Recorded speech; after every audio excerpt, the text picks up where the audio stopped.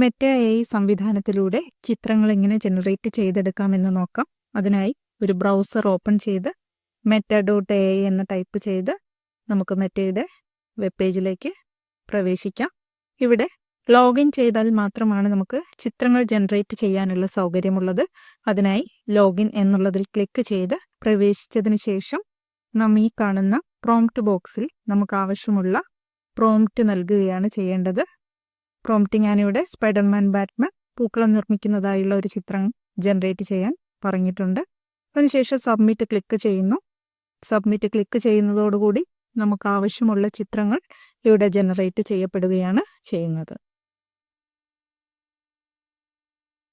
ഇത്തരത്തിൽ 4 ചിത്രങ്ങൾ നമുക്ക് ഇവിടെ ജനറേറ്റ് ചെയ്യപ്പെട്ടിട്ടുണ്ട്.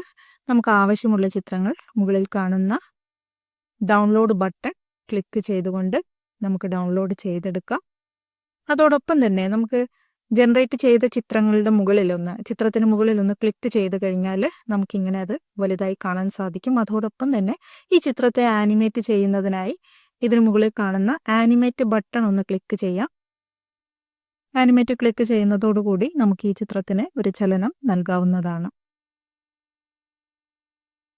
ഇത്തരത്തിൽ നമ്മൾ എഡിറ്റ് ചെയ്തെടുത്ത അല്ലെങ്കിൽ ചലനം നൽകിയ വീഡിയോവും ഡൗൺലോഡ് ചെയ്തെടുക്കാവുന്നതാണ്.